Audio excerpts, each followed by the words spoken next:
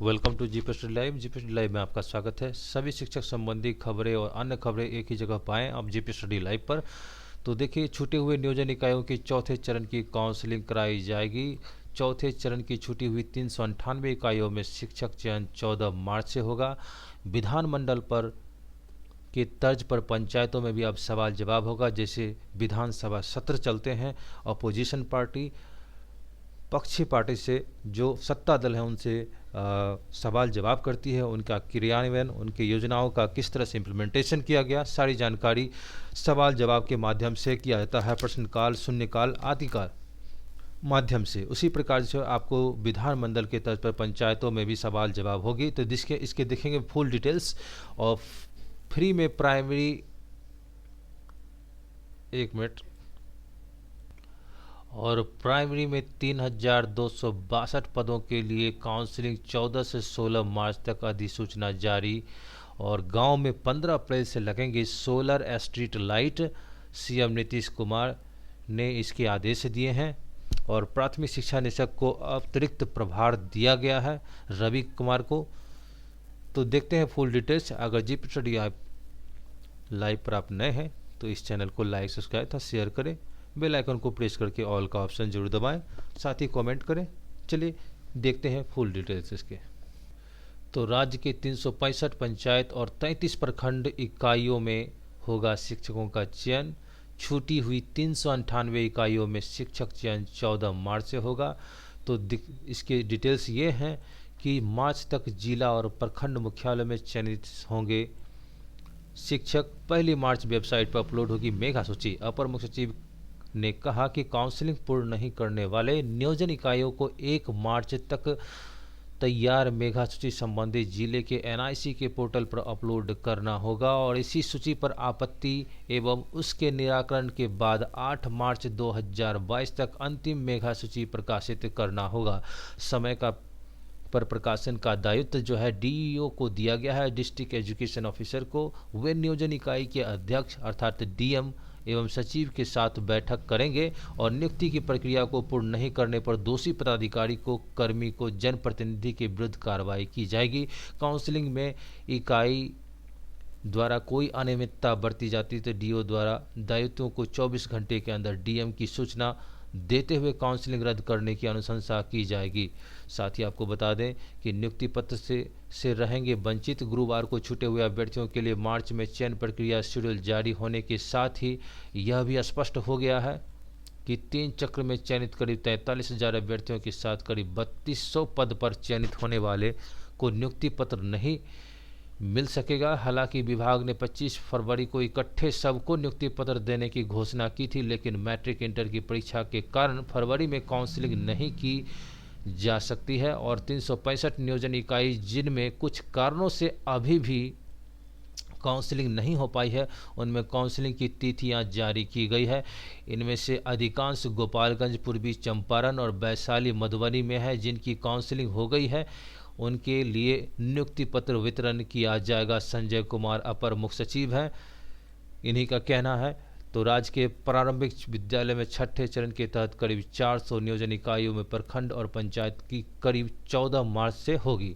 यह प्रक्रिया अगले 3 दिनों तक चलेगी। दौरान करीब 3200 प्रारंभिक शिक्षकों के रिक्त पदों पर अभ्यर्थियों की अंतिम रूप से चयनित किया जाएगा। अगली खबर, प्राथमिक शिक्षा निदेशक जो है अभी वर्तमान में उन्हें अतिरिक्त प्रभार दिया गया है।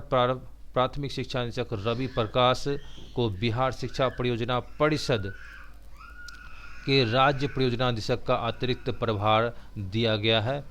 और बिहार शिक्षा परियोजना परिषद के राज्य परियोजना निदेशक श्रीकांत शास्त्री उत्तर प्रदेश के प्रतापगढ़ विधानसभा के चुनाव में सामान्य पर्यवेक्षक नियुक्त किए गए हैं। और इस प्रकार से उन्हें उत्तर प्रदेश प्रतापगढ़ विधानसभा का चुनाव समान पर्यवेक्षक नियुक्त किए गए हैं।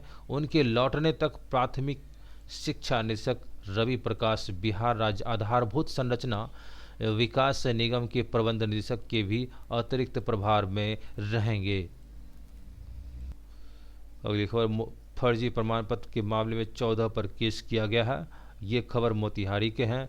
और आपको बता दें कि चारों तरफ मचा हड़कंप। चयनित अभ्यर्थियों के प्रमाण पत्रों की जांच में खुलासा पाया गया कि जांच में कई अभ्यर्थियों के टीटी प्रमाण पत्र फर्जी पाए गए हैं। इनमें से बहुत सारे अभ्यर्थी मोतिहारी प्रखंड में अमरेंद्र कुमार, राजकुमार राय, पुष्पांजलि पर दयाल सहित अख्तर सहित बहुत सारे ऐसे अभ्यर्थी हैं जिनके जो है टीटी प्रमाण पत्र जो है फर्जी पाए गए हैं। डीओ संजय कुमार ने डीएम के निर्देश के आलोक में 14 अभ्यर्थियों की प्राथमिकी दर्ज कराने का निर्देश भी दिया गया है। डाटा में अंतर पाए जाने को लेकर 74 अभ्यर्थी से जवाब तलब किया गया। प्रारंभिक शिक्षक नियोजन वर्ष 2019-20 के अंतर्गत द्वितीय चक्र की यहाँ पे बता दें कि अभ्यर्थियों के नाम का विद्यालय नाम, रोल नंबर, प्राप्तांक अंतर पाया गया है और साथ ही कुछ अभ्यर्थियों के प्रमाण पत्र नॉट फाउंड भी पाया गया है।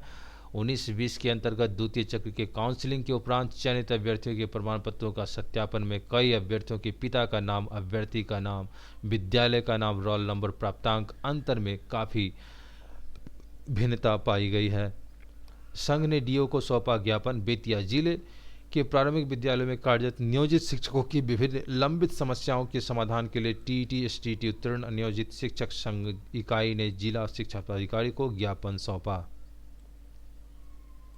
सभी अखबारों में इसी प्रकार से दिए हुए हैं कि छूटे हुए या चुके हुए इकाइयों में चौथे चरण की काउंसलिंग होगी, मार्च में कराई जाएगी। 6 नियोजन इकाई का मामला लटका हुआ है। पंचायत औराई और पंचायत मोतीपुर की एक पंचायत नियोजन इकाई का मामला है। ये खबर मुजफ्फरपुर की है। साहिबगंज में काउंसलिंग के लेकर मांगी गई है जांच रिपोर्ट। और आपको बता दें कि इसमें जो है मोतीपुर की एक पंचायत नियोजन इकाई शामिल है जिसमें चौथे चरण के तहत काउंसलिंग होगी।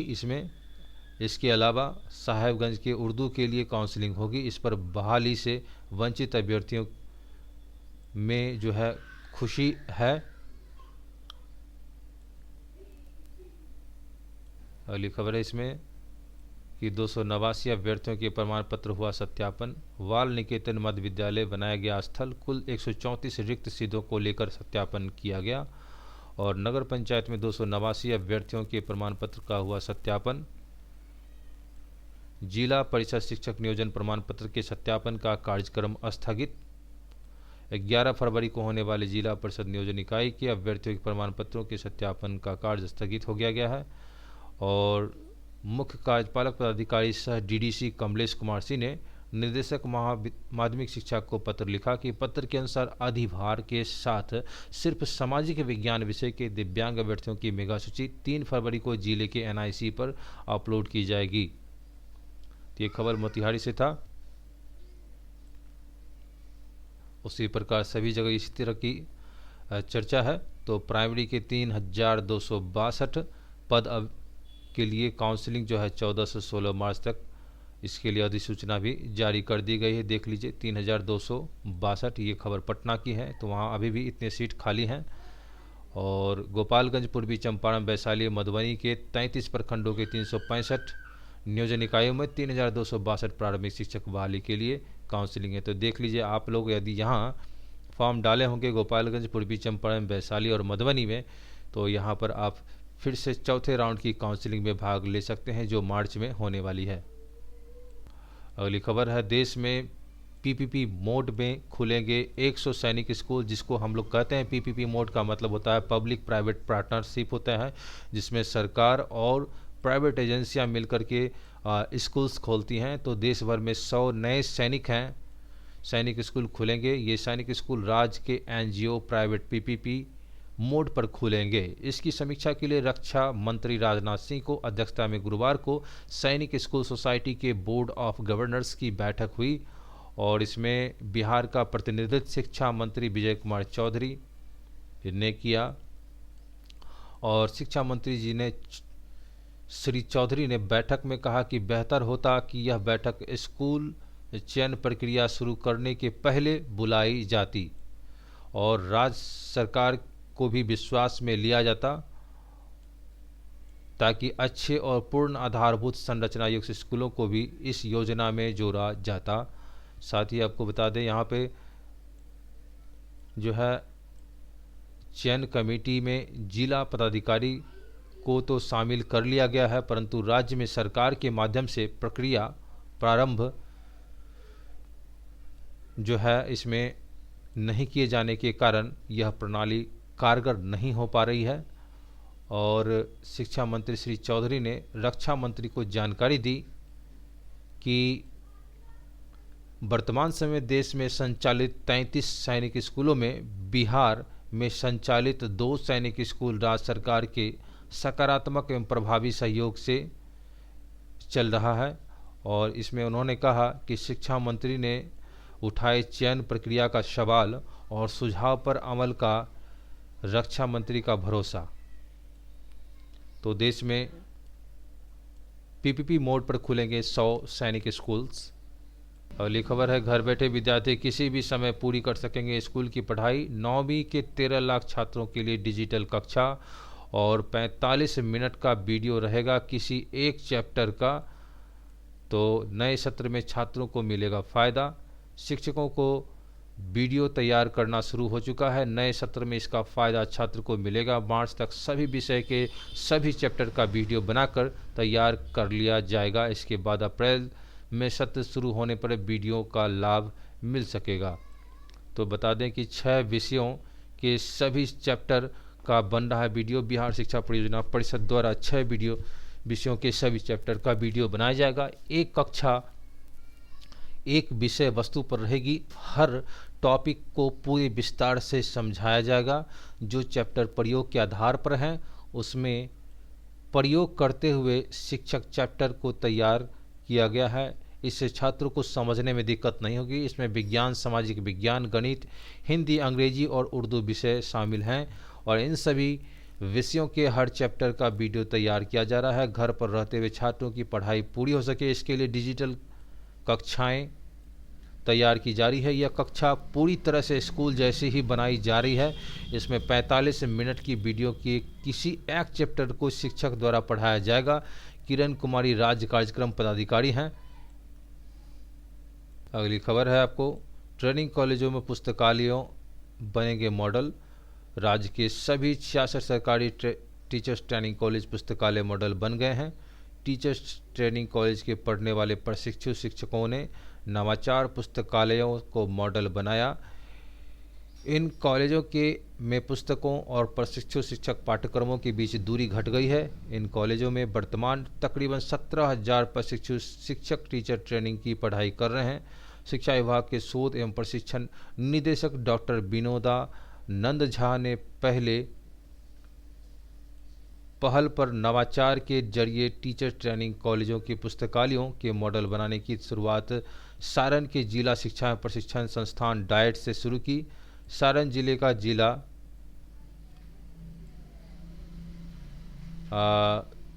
शिक्षा प्रशिक्षण संस्थान से हुई थी। सारण जिले के जिला शिक्षा एवं प्रशिक्षण संस्थान सोनपुर में है और वहाँ के जिला शिक्षा एवं प्रशिक्षण संस्थान के प्राचार्य नेतृत्व में व्याख्याताओं एवं प्रशिक्षुओं शिक्षकों के श्रमदान पुस्तकालयों के मॉडल बनने की ठानी है और देखते ही देखते वहाँ के पुस्तकालयों की तकदीर बदल गई है। उसके बाद उसका अनुसरण बाकी टीचर्स ट्रेनिंग कॉलेज के व्याख्याताओं एवं प्रशिक्षित शिक्षकों ने किया। श्रमदान से पुस्तकालयों की साफ सफाई हुई है। किताबों को नए सिरे से सूचीबद्ध हुई है ताकि पाठकों को पता चल सके कि पुस्तकालयों में कौन कौन सी किताबें किस स्थान पर हैं। अगली खबर है आपको कि विधानमंडल की तर्ज पर पंचायतों की सवाल जवाब। पंचायत प्रतिनिधि सरकार की योजनाओं के कार्यों से संबंधित सवाल कर सकेंगे, मिलेगा जवाब। तो बैठक में 10 दिन पहले देना होगा सवाल। निर्धारित बैठक के करीब 10 दिन पहले प्रतिनिधियों को अपना सवाल दे देना होगा। प्रतिनिधियों के सवाल तैयार करने की जिम्मेदारी संबंधित मुख्य कार्यपालक पदाधिकारी, कार्यालय पदाधिकारी और पंचायत सचिवों की होगी। तो देख सकते हैं यहाँ पर जो है प्रतिनिधियों के सवाल तैयार करने की जिम्मेदारी जो है संबंधित मुख्य कार्यपालक पदाधिकारी और पंचायत सचिवों को होगी। जिला परिषद सदस्य, पंचायती समिति सदस्य और वार्ड सदस्य भी सरकार की योजनाओं और कार्यों से संबंधित सवाल कर सकेंगे और पंचायत की बैठकों में उनके सवालों का उत्तर दिया जाएगा। कौन कौन विषय से संबंधित सवाल किए जाएंगे इसको लेकर विभाग दिशा निर्देश जारी करेगा। ये सम्राट चौधरी पंचायती राज मंत्री जी का कहना है। इस तरह से अभी जानते हैं कि प्राथमिक शिक्षा निदेशक जो है रवि कुमार है, उनके स्थान पर पहले जो थे अब वो पंचायती राज मंत्री के हैं। तो लोकसभा में, संसद और विधानसभा में विधायक जिस तरह से सवाल करते हैं और संबंधित सरकार उसका उत्तर देती है, इसी तर्ज पर व्यवस्था सूबे के त्रिस्तरीय पंचायती राज संस्थाओं में भी लागू होगी। इसको लेकर पंचायती राज विभाग विस्तृत दिशा निर्देश तैयार कर रहा है। जल्द इसको लेकर आदेश जारी होगी। ग्राम पंचायत निर्वाचित प्रतिनिधियों की पंचायत की होने वाली बैठक में उनके सवालों का जवाब दिया जाएगा। पंचायती राज के माध्यम से चल रही योजनाओं के संबंधित में प्रतिनिधि सवाल करेंगे और जिसका लिखित उत्तर उन्हें दिया जाएगा।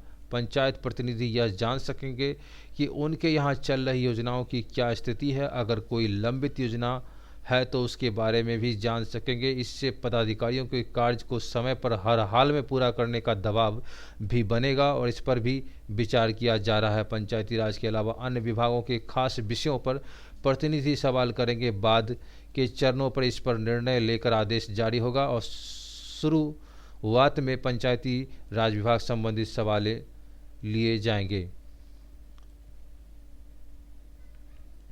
अगली खबर है कि ICAI रिजल्ट जारी, राधिका बनी टॉपर और the Indian institute of chartered accountant of India ने नए और पुराने कोर्स के अलावा फाउंडेशन कोर्स का परीक्षा परिणाम गुरुवार को घोषित कर दिया। सूरत की रहने वाली राधिका चौथमल वेरीवाल ने अखिल भारतीय परीक्षा पहला स्थान अर्जित किया है और राधिका ने 800 अंकों में 640 अंक अर्जित किया, जबकि दूसरे स्थान पर खतौली नितिन जैन और चेन्नई की निवेदिता एन रही। तो यहाँ दूसरे स्थान पर खतौली के नितिन जैन और चेन्नई की निवेदिता एन रही और राधिका पहले स्थान पर रही।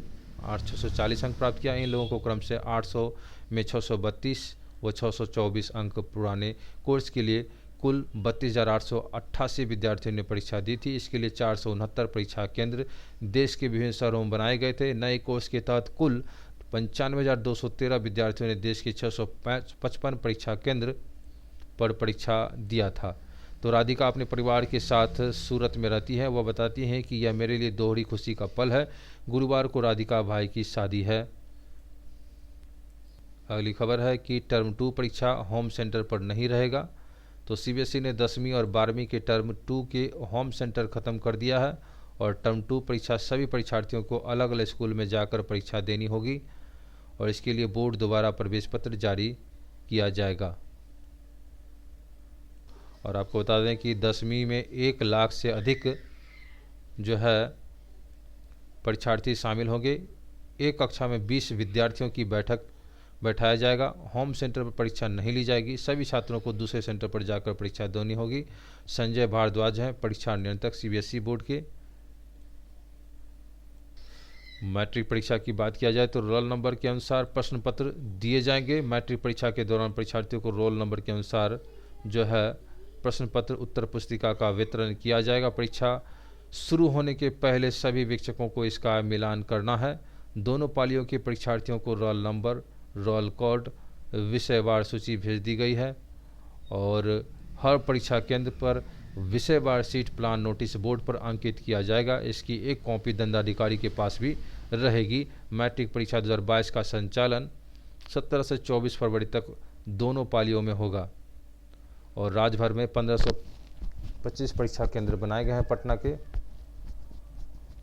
और वहीं दरभंगा की बात किया जाए तो दरभंगा में नियोजन की काउंसलिंग आज। DDC सह जिला परिषद के मुख्य कार्यपालक पदाधिकारी तान्या सुल्तानिया ने गुरुवार को कहा कि शिक्षा विभाग के उप सचिव द्वारा निर्गत अधिसूचना के आलोक में छठे चरण के माध्यमिक और उच्च माध्यमिक शिक्षक नियोजन 2019-20 की प्रक्रिया शुरू कर दी गई है।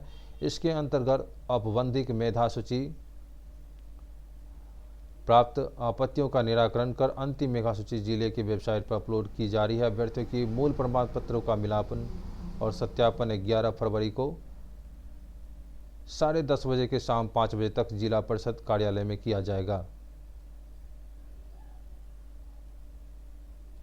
अगली खबर है, मुख्यमंत्री नीतीश कुमार समीक्षा बैठक में अधिकारियों से को दिए हैं निर्देश। और गांव में 15 अप्रैल से लगेंगे सोलर स्ट्रीट लाइट। सीएम का कहना है कि सोलर स्ट्रीट लाइट्स के रख रखाव एवं निरंतर निगरानी को बेहतर व्यवस्था सुनिश्चित करें। सोलर स्ट्रीट लाइट से इस्तेमाल हो रही सामग्रियों की गुणवत्ता बेहतर होगी। गुरुवार को समीक्षा बैठक में सीएम नीतीश कुमार हर वार्ड में 10 स्ट्रीट लाइट लगाई जाएगी। रिमोट मॉनिटरिंग के सिस्टम से होगी निगरानी। इस प्रकार से बता दें कि बैठक में जो है आपको ऊर्जा विभाग के प्रधान सचिव संजीव हंस ने प्रस्तुतिकरण के माध्यम से मुख्यमंत्री ग्रामीण सोलर स्ट्रीट लाइट के संबंध में मुख्यमंत्री ग्रामीण सोलर स्ट्रीट लाइट की योजना की तकनीकी सहयोग के रूप में Bihar renewable energy development agency Breda के द्वारा किया जा रहे कार्यों की अद्यतन प्रगति विस्तार मुख्यमंत्री के समक्ष रखा। उन्होंने बताया कि दूरस्थ सूचना प्रणाली रिमोट मॉनिटरिंग सिस्टम के माध्यम से सोलर स्ट्रीट लाइट की ठीक से निगरानी की जाएगी। उन्होंने इस योजना के विभिन्न अवयवों सोलर पैनल, बैटरी बल्ब की तकनीकी विशेषताएं आदि के बारे में जानकारी दी। और बता दें कि हर वार्ड में जो है 10 स्ट्रीट लाइट लगाए जाएंगे। और समीक्षा की बैठक में पंचायती राज विभाग के प्रधान सचिव अरविंद कुमार चौधरी ने अपने प्रस्तुतिकरण के माध्यम से मुख्यमंत्री ग्रामीण सोलर स्ट्रीट लाइट योजना की प्रगति की विस्तृत जानकारी ली। और उन्होंने इस योजना की प्रगति, इसकी पृष्ठभूमि, लक्ष्य, कार्यान्वयन, समन्वय समिति, वित्तीय प्रबंधन, रखरखाव, लाइट की स्थापना और स्थापन के लिए स्थलों के चयन के संबंध में विस्तृत जानकारी मुख्यमंत्री को दी। उन्होंने बताया कि प्रत्येक वार्ड में औसतन 10 सोलर स्ट्रीट लाइट लगाए जाएंगे। इसके अलावा अन्य महत्वपूर्ण सार्वजनिक स्थलों पर भी सोलर लाइट लगाए जाएंगे। इन सार्वजनिक स्थलों का चयन संबंधी ग्राम पंचायतें करेगी। मालूम हो कि राज्य के 1,10,000 ग्रामीण वार्ड हैं और गांव में 15 अप्रैल से सोलर स्ट्रीट की लाइट लगाने की कार्य शुरू होगा। मुख्यमंत्री नीतीश कुमार ने इसका निर्देश पदाधिकारियों को दिया है। और मुख्यमंत्री ने कहा कि इसकी शुरुआत गांव के रास्ते और महत्वपूर्ण स्थान सोलर लाइट रोशन रहेंगे। तस्वीर बदलेगी, लोग बहुत प्रसन्न होंगे। और बता दें कि राज्य में लाइट निर्माण इकाई लगाने के लिए उद्यमियों को प्रेरित करें।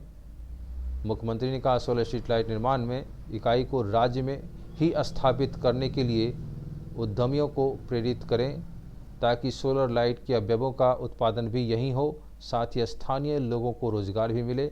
उन्होंने कहा कि सोलर लाइट से प्रयुक्त हो रही सामग्रियों की गुणवत्ता बेहतर हो, इसे भी सुनिश्चित करें। बैठक मुख्यमंत्री प्रधान सचिव दीपक कुमार, मुख्य सचिव अमीर सुबहानी, मुख्यमंत्री सचिव अनुपम कुमार एवं मुख्यमंत्री विशेष कार्य पदाधिकारी गोपाल सिंह उपस्थित थे। वहीं वीडियो कॉन्फ्रेंसिंग के माध्यम से ऊर्जा मंत्री विजेंद्र प्रसाद यादव, पंचायती राज मंत्री सम्राट चौधरी, पंचायती राज विभाग के प्रधान सचिव अरविंद कुमार, ऊर्जा विभाग के प्रधान सचिव संजीव हंस जुड़े हुए थे।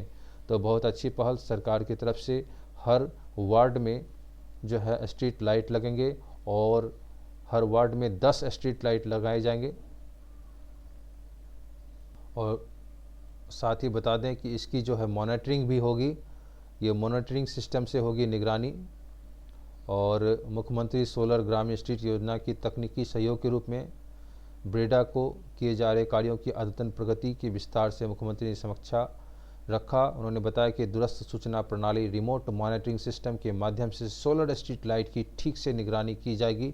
यानी रिमोट मॉनिटरिंग सिस्टम जो है, यानी दूरस्थ सूचना प्रणाली के माध्यम से निगरानी की जाएगी। उन्होंने इस योजना के विभिन्न अवयवों सोलर पैनल, बैटरी बल्ब, तकनीकी विशेषता आदि के बारे में जानकारी दी।